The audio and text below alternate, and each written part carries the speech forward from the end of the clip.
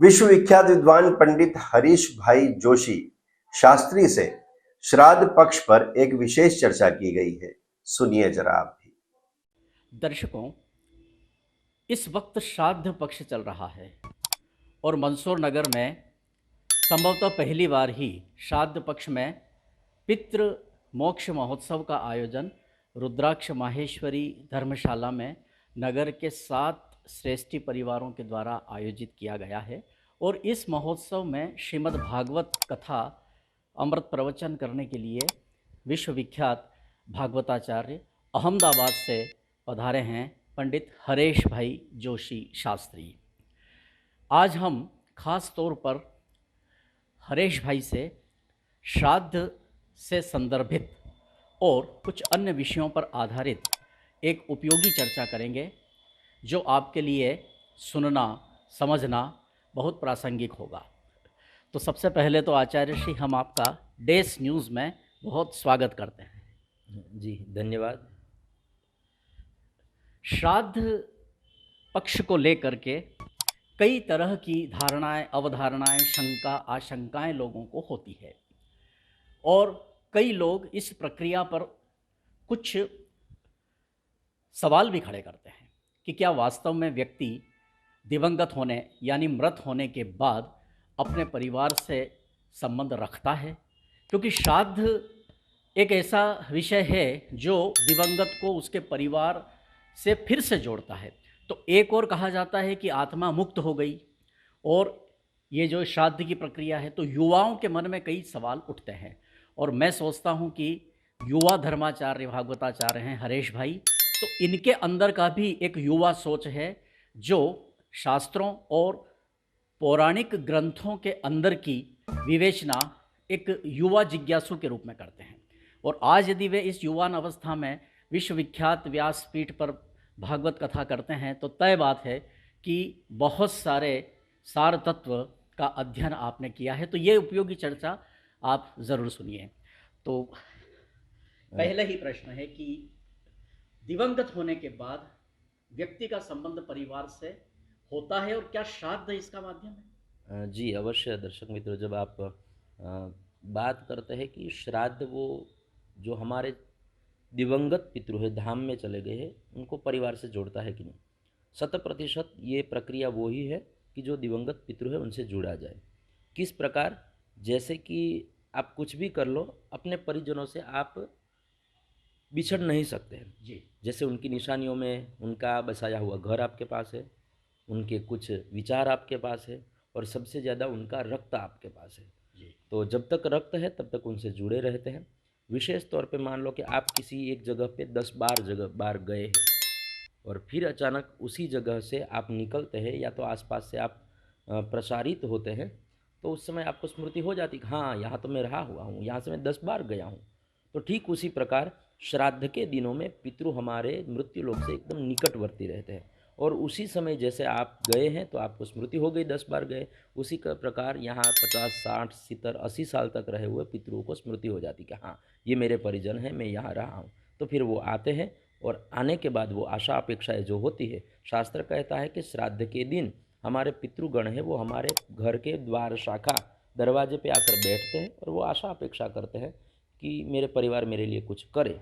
तो परिवारों को अपना उत्तरदायित्व समझते हुए कुछ करते हैं और श्राद्धादि क्रियाएं करते हैं तो उससे उनको तृप्ति मिलती है। एक इसमें काउंटर प्रश्न ये है कि यदि वे दूसरी योनि में चले गए हों तो भी फिर आते हैं परिवार में? जी, अब देखो कि प्रश्न बहुत बढ़िया है कि दूसरी योनि में चले गए हैं फिर भी उनको, तो जब जीवात्मा दूसरी योनि में चला गया तो वो आता नहीं है लेकिन अपेक्षा जरूर रखता है जी। दूसरी योनि में जाने के बाद। तो कभी कभार क्या होता है कि किसी दिन हम अचानक एक रोड से निकल रहे हैं तो अपने मन में एक विचार आता है कि चलो ना एक काम करता हूँ, मैं इस कुत्ते को बिस्किट खिला देता हूँ, मैं इस गाय को घास चारा अर्पण कर देता हूँ।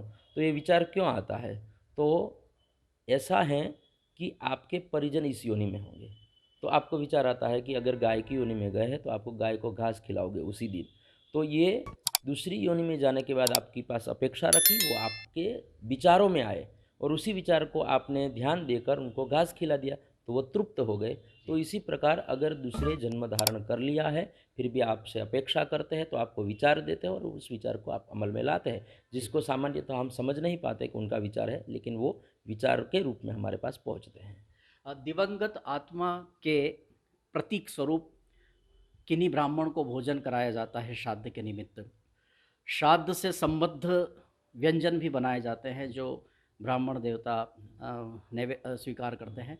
तो एक भाव ये रहता है कि ये जो कुछ हम व्यंजन बना रहे हैं, दिवंगत आत्मा की पसंद के व्यंजन बना रहे हैं, लेकिन उसको ग्रहण पंडित जी कर रहे हैं, उन तक वो कैसे पहुंचता है, ये युवा पीढ़ी पूछती है। कि हम जो श्राद्धादि करते हैं वो ब्राह्मण के मुख से, गाय के मुख से कैसे पितरों तक पहुंचता है। तो आप भोजन करते हैं हम सब लोग जी। तो हमारे भोजन से तृप्त कौन होता है, भरा कौन जाता है, हमारा उदर माने पेट। जी। तो हम मुख से क्यों खाते हैं, यहाँ एक छेद कर दिया जाए और उसमें रोटी रखी जाए, उसमें साग रख दिया जाए। जी। क्या आवश्यकता है कि मुंह से खाए, उसको बार बार चबाए, फिर वो एक प्रवाही के रूप में होकर हमारे उदर तक पहुँचे, आवश्यकता क्या है। तो शास्त्र कहता है कि पेट के पास वो ताकत नहीं कि जो, या तो पेट के पास वो एक शक्ति नहीं है कि जो अपने आप स्वीकार कर सके, या तो अपने आप पेट में हम रख दे तो उससे हमारी तृप्ति हो। ठीक उसी प्रकार जैसे मुंह के माध्यम से हमारा पेट तृप्त होता है, उसी प्रकार ब्राह्मण के माध्यम से ही पितृ तृप्त होते हैं। तो एक तो ब्राह्मणों को भोजन है, दूसरे नंबर है गाय को, क्योंकि गाय के भीतर 33 कोटि देवता रहते हैं, उसमें एक ब्राह्मण भी है। तो अगर कोई वेदज्ञ ब्राह्मण नहीं मिलता, शास्त्र कहता है 10,000 अनक्षर ब्राह्मणों को भोजन कराने बराबर एक वेदज्ञ ब्राह्मण को भोजन कराने की विधि है। तो इसीलिए वेदज्ञ ब्राह्मण मिले तो उनको भोजन कराएं, न मिले तो फिर आप किसी भी ब्राह्मण को भोजन कराएं, या फिर गाय माता को घास चारा अर्पण करें, तो गाय माता के मुख से और ब्राह्मण के मुख से पितरों को तृप्ति मिलती है। फिर एक प्रश्न और भी होता है लोगों के मन में कि हमने तर्पण कर दिया पितरों का, तो फिर जल वहीं के वहीं रहता है, तो हम कैसे मान लें कि हमारे पितरों तक कैसे पहुंचा। बिल्कुल। तो जैसे आप जल छोड़ते हैं तो जल उसी समय उसी जगह दिखता है। तो फिर आपके पास मोबाइल आज हर व्यक्ति के पास है, प्रत्येक व्यक्ति के पास मोबाइल है। तो आप मोबाइल से किसी को कॉल लगाते हैं और कॉल लगाने के बाद आपकी बात होती है, तो क्या बात करते समय आपका मोबाइल उस व्यक्ति के पास चला जाता है? नहीं, मोबाइल तो आपके पास ही, लेकिन फिर भी उस व्यक्ति से आपकी बात हो रही है। तो ये किसके माध्यम से हो रही है, बोले उसमें रहे सैटेलाइट के माध्यम से, जो अपने को जोड़ता है, लेकिन वो दिखता नहीं है सैटेलाइट। ठीक उसी प्रकार हमारा ब्लड किसी एक ब्लड से बात कर रहा है, हमारे ब्लड के द्वारा जो दिया जा रहा है वो किसी एक ब्लड को प्राप्त हो रहा है, और उसी को श्राद्ध कहते हैं। कि जैसे मोबाइल से बात होती है, उसकी अनुभूति होती है लेकिन दिखाई नहीं देता, ठीक उसी प्रकार श्राद्ध क्रियाएं की जाती है, उसकी अनुभूति होती है, वो प्रत्यक्ष रूप में दिखाई नहीं देती। माना जाता है कि सनातन परंपरा के सारे प्रावधान हमारे वेदों में, पुराणों में, धर्मशास्त्रों में है। तो श्राद्ध कर्म का विधान किस धर्मशास्त्र में आता है? प्रत्येक धर्मशास्त्र की अपनी जितनी भी स्मृतियाँ हैं, प्रत्येक स्मृति में है, मनुस्मृति में है, याज्ञवल्क्य स्मृति में है, पाराशर स्मृति में है, बृहत् पाराशर स्मृति में है, श्रीमद् भागवत में है, इवन हमारे वेदों में भी जो आद्य ग्रंथ है वो वेद है। वेदों में भी कहा गया पितरेभ्यः स्वधायेभ्यः स्वधा नमः, पितामहेभ्यः स्वधायेभ्यः स्वधा नमः, प्रपितामहेभ्यः स्वधायेभ्यः स्वधा नमः, अक्षन् पितरो मीमदन्त पितरो त्रित्रेपन्त पितरः पितरः सुन्दद्वम्। तो श्राद्ध प्रक्रिया, श्राद्ध मीमांसा है, श्राद्ध कौमुदी है, स्मृति ग्रंथ है, आरण्यक है, गोपथ है, प्रत्येक ग्रंथ में है। तो ऐसा धर्मशास्त्र संग्रह नाम का एक ग्रंथ है जो अभी मेरे पास यहाँ विद्यमान है। इसी ग्रंथ में भी आपको प्रत्येक स्मृति का और प्रत्येक आरण्यक का आपको मिल जाएगा। तो ये प्रत्येक ग्रंथ में हमारे शास्त्र का विधान दिया गया है। विधर्मी मजाक उड़ाते हैं और तर्कशील लोग तर्क करते हैं, आप क्या कहें? देखो, कहने वाले तो कुछ भी कह सकते हैं। विधर्मी ये भी कहते हैं कि हम जल को भगवान नहीं मानते हैं, हम सूर्य को भगवान नहीं मानते हैं, हम चंद्र को भगवान नहीं मानते हैं, तो सूर्य प्रकाश में क्यों जी रहे हैं? विधर्मी कहते हैं हम जल को देवता नहीं मान रहे, हम वरुण को मान रहे हैं सनातनी, तो फिर हमारे देवताओं को आपके उदर में क्यों ले रहे हैं? जलपान मत करो, जी सकते हैं इसके बिना। तो शास्त्र कहता है कि जैसे हनुमान प्रसाद पोदार जी हैं, जो उन्होंने बहुत कुछ लिखा है। तो एक बार रात्रि काल में एक प्रेत उनके सामने आता है और हनुमान प्रसाद पोदार से कहता है कि मेरे लिए आप श्राद्ध करो, मेरे लिए कुछ क्रियाएं करो। तो वो कहता है कि मेरे पास क्यों अपेक्षा रख रहा है, अपने परिवारजनों से रख। तो वो कहता है कि मैं सनातनी, मैं हिंदू नहीं हूँ, किसी और मजहब का हूँ, मैं किसी और धर्म। तो बोले हमारे में ये प्रावधान नहीं है। तो फिर बोले तुम्हारे में प्रावधान नहीं है तो आशा अपेक्षा ही नहीं रखनी चाहिए। तो वो कहता है कि मैं आशा अपेक्षा आपसे इसलिए रख रहा हूँ कि 200 साल पूर्व में आपके ही परिजन था, जी मेरे में ब्लड तो आपका ही है। बिल्कुल। तो 200 साल के बाद भी पितृ अगर आशा अपेक्षा रखता है तो अपने व्यक्तियों से रखता है। तो मैं कहता हूँ कि लोग किसी भी प्रकार से मान ले, सनातन में जिसको देवता कहा गया है उसी को प्रत्येक धर्म के लोगों को किसी न किसी रूप में मानना। जैसे जल के बिना जीवन नहीं है, अन्न के बिना जीवन नहीं है, सूर्य प्रकाश के बिना जीवन नहीं है, ऑक्सीजन के बिना जीवन नहीं है। तो ये न माने या माने, लेकिन जो है वो तो रहेगा ही। जी तो श्राद्ध है वो शास्त्र प्रतिपादित है। जैसे अगर मान लो कि वो जल के बिना रह सकते हैं तो श्राद्ध के बिना रह सकते हैं। एक सवाल, हालांकि इसका उत्तर आपके पूर्व उत्तर में कुछ संकेत में मिला है, फिर भी मैं आपसे और स्पष्ट इसका उत्तर चाह रहा हूँ कि श्राद्ध का संबंध केवल मृत व्यक्तियों से ही होता है, मतलब मनुष्य योनि से ही होता है। यदि दिवंगत होने के बाद, हालांकि ये योनि वाली बात पहले आई थी, यदि कोई अन्य योनियों में चले गए तो सार इस प्रश्न का यह है कि श्राद्ध केवल मनुष्य दिवंगत को किया जाता है या अन्य प्राणियों को? इसका उत्तर है जब पितृ तर्पण करवाया जाता है तो तर्पणों में पशुओं का भी तर्पण आता है, जी आप्तजन का भी तर्पण आता है। तो उसमें मनुष्यों का आता है, साथ में प्रत्येक त्रियंक भी आता है कि अगर मान लो कि आपके घर में कोई पशु था, उसमें आपकी आशा अभिलाषा थी तो उसका तर्पण किया जाता है। इवन आपको जिससे श्रद्धा लगी, जिससे आपका प्रत्येक से लगा जाए, तो ये श्राद्ध सिर्फ ऐसा नहीं है कि अपने, हाँ, लेकिन श्राद्ध जो परिजन आशा अपेक्षा रखते हैं वो मनुष्यत्व ही रखते हैं। क्योंकि मनुष्य के पास सिर्फ धर्म है, बाकी किसी जीव के पास धर्म नहीं है। तो जो कर सकता है उसी के पास रखा जाता है। मान लो कि आपको 5 लाख रुपए की जरूरत है तो आप किससे मांगोगे? जो देने के लिए योग्य है उसी से मांगा जाएगा। इसीलिए किसी भी योनि में गया हुआ जीव अपने परिजन से श्राद्ध की अपेक्षा रखता है तो सिर्फ मनुष्यत्व में ही रखता है ताकि वो दे सके। इसलिए मनुष्यत्व में विशेष तौर पे है, बाकी सभी योनि में किया जाता है। सनातन परंपरा की पद्धतियों को ऐसा माना जाता है कि यह वैज्ञानिक दृष्टिकोण से भी बहुत उचित होती है या वैज्ञानिक दृष्टिकोण की भी होती है। तो श्राद्ध को यदि युवा पीढ़ी इस रूप में आपसे जानना चाहे कि इसका वैज्ञानिक दृष्टिकोण क्या है? देखो, हमारे ऋषि मुनियों ने जितनी भी परंपराएं हमारे शास्त्रों में वो सब साइंटिफिक रीज़न के साथ है जी वो वैज्ञानिक परंपरा है। जी तो श्राद्ध का काल आश्विन मास में ही क्यों आता है? तो कहा गया कि ये है कौवे का प्रजनन काल है। जी तो जब कौवे का प्रजनन काल आता है तो उस समय उनको भोजन की आवश्यकता रहती है। तो ऋषि मुनियों ने सोचा कि देखो, श्राद्ध में एक है कि कौवे को भोजन कराया जाए। 5 हिस्सा है, उसमें गाय है, ब्राह्मण है, कौवा है, तो उसमें एक कौवा भी है। तो कौवे का प्रजनन काल है तो उसको भोजन की आवश्यकता पड़ेगी। तो ऋषि मुनियों ने दीर्घतम सोचा कि कौवे की प्रजाति बचाई जाए। ऐसा ना हो कि कौवा चला जाए और कौवा नहीं बचेगा तो क्या होगा आगे जाके? तो बोले बरगद का पेड़ नहीं बचेगा, अश्वत्थ माने पीपल का पेड़ नहीं बचेगा, और अब पीपल का पेड़ और बरगद का पेड़ नहीं बचेगा तो ऑक्सीजन की कमी आएगी। तो साइंटिफिक कारण ये है कि इस समय कौवे को भोजन कराया जाता है जिससे कौवे की प्रजाति बचती है। और कौवे की प्रजाति बचती है तो हमारे यहाँ बरगद और पीपल का पेड़ है वो स्वतः बी से अंकुरित नहीं होता है। उसका बी के ऊपर एक आवरण रहता है, वो किसी हाल में आप निकाल नहीं सकते हो। तो उस बी को कौवा खाता है और उसके ऊपर जो आवरण मतलब छाल रहती है वो उसके जठर में फंस जाती है और फिर उसकी विष्ठा में उसका जो बीज है वो एकदम शुद्ध अंकुरित होने योग्य बाहर आ जाता है और फिर उससे पेड़ उगा जाता है। तो वैज्ञानिक कारण एक ये भी है कि हमारे प्रकृति बची रहे, हमारी संस्कृति बची रहे, कौवे की प्रजाति बची रहे, ऑक्सीजन प्राप्त होता रहे प्रत्येक जीव को, और ऑक्सीजन जो जीवात्मा लेकर गया है उसको वापस दिया जाए, इसी के भाव से ये श्राद्ध किया जाता है। तो साइंटिफिक रीज़न ये भी है। तो इसी प्रकार से देखा जाए। एक परिदृश्य की हम कल्पना करते हैं, जैसा कि आपने कहा कि श्राद्ध पक्ष में दिवंगत पूर्वज अपने द्वार पर आते हैं और उन्हें यह उम्मीद रहती है कि आज उन्हें तृप्त किया जाएगा। अब यहाँ पर 2 परिस्थितियाँ हैं। एक, द्वार पर पूर्वज आए हैं तो उस घर के लोग बहुत ही सम्मान और विधि से उनका श्राद्ध कर्म करते हैं, लेकिन कोई परिवार ऐसे भी हैं जिन्हें ये भी याद नहीं रहता है कि उनके किन्हीं पूर्वज का आज के दिन निधन हुआ था और उनका श्राद्ध करना चाहिए, वे श्राद्ध में समझते ही नहीं है।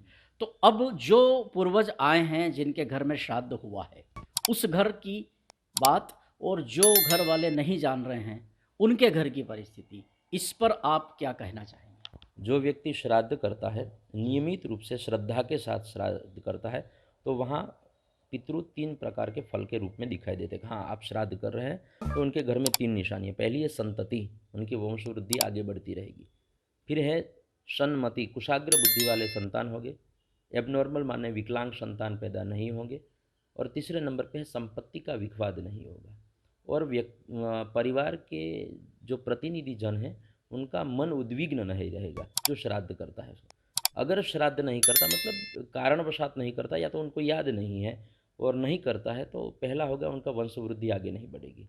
क्यों? बोले आप किसी एक जगह पर गए हो और आपको उचित जो सम्मान मिलना चाहिए या तो उचित जो आपको स्वागत मिलना वो नहीं मिला, तो आप किसी को कहोगे कि नहीं यहाँ नहीं जाना चाहिए। ठीक उसी प्रकार एक व्यक्ति को परिजन को श्राद्ध नहीं मिलता है तो वो दूसरे व्यक्ति को यहाँ नहीं भेजता है कि ये लोग श्राद्ध नहीं करते हैं, तो आगे वंश वृद्धि नहीं होगी। दूसरे नंबर, मान लो कि कभी कभार श्रद्धा से आपने स्मरण वगैरह कर लिया तो उसके कारण आपकी वंश वृद्धि तो हो जाएगी, लेकिन विकलांग संतान होगी जो आपको परेशान करेंगे या तो आपको जो चाहिए ऐसा फल रूप नहीं दे पाएंगे।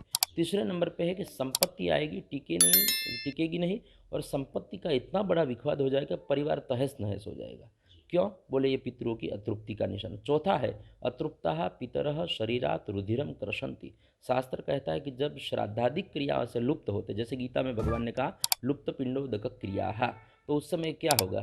तो यहाँ पर बताया गया कि अगर ऐसा हुआ तो उससे क्या होगा? अतृप्ता पितरः शरीरात रुधिरम कृशन्ति।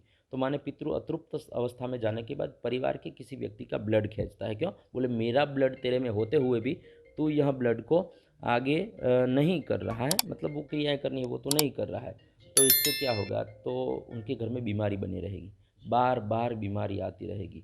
और बीमारी को परीक्षण मतलब लेबोरेटरी होगी, रिपोर्ट करवाया जाएगा, सब रिपोर्ट नॉर्मल आएगा, लेकिन परिवार का एक व्यक्ति ऐसा महसूस करेगा कि नहीं मैं बीमार हूँ, और एक के बाद एक बीमारी ये आती रहती है, परिवार में उद्विग्नता बढ़ेगी। तो देखो इससे सीधा अर्थ है कि पितृ अतृप्त अवस्था में है। दूसरे नंबर पे कि हिंदुओं के मन बड़े शांत रहते हैं, विशेष तौर पे हम इस बात के श्राद्ध के कारण। तो जब वो श्राद्धादिक क्रिया करते हैं, अपने परिजनों के प्रति अपनी एक श्रद्धा दिखाते हैं, तो परिजन उनमें शुद्ध चेतना डालते हैं, जिसके कारण उनके और कोई ऐसे धर्म के लोग हैं जिनका मन उद्विग्न रहता है। क्यों रहता है? वो श्राद्धादिक नहीं करता है, तो उसके कारण उनके मन में क्रोध ज़्यादा रहता है, मोह ज़्यादा रहता है, मद ज़्यादा रहता है। तो ये परिस्थितियाँ श्राद्ध की लुप्तता के कारण होती हैं। तो श्राद्ध करने वाले के वहाँ सुख शांति समृद्धि रहेगी, श्राद्ध नहीं करने वाले के वहाँ उनसे विपरीत होगा। तो दर्शकों, श्राद्ध पक्ष में आज हमने हमारी सनातन परंपरा में जो श्राद्ध का प्रावधान है उस पर केंद्रित एक विशेष चर्चा अहमदाबाद से पधारे विश्वविख्यात विद्वान पंडित हरीश भाई जोशी शास्त्री जी से चर्चा की है। आप इन दिनों माहेश्वरी धर्मशाला मंदसौर में प्रतिदिन पितृमोक्ष महोत्सव के अंतर्गत श्रीमद् भागवत प्रवचन कर रहे हैं। समय दोपहर 12:30 से सायंकाल 5:30 तक का है। तो और अधिक विस्तृत ज्ञान प्राप्त करने के लिए आप कथा श्रवण भी करें। और शास्त्री जी, हम आपको बहुत बहुत धन्यवाद देते हैं, आपने समय निकाला हमसे बातचीत। बस हम आप लोगों के भी ऋणी हैं कि शास्त्र का जो सही माध्यम है वो आप लोगों के माध्यम से लोगों तक जा रहा है। तो ये सभ्य समाज को ऐसे लोगों की आवश्यकता है कि जो सही ज्ञान सही लोगों तक पहुंचाए। तो आप लोग इसमें सबसे बड़े सहभागी रहे, हम आपके आभारी हैं। धन्यवाद।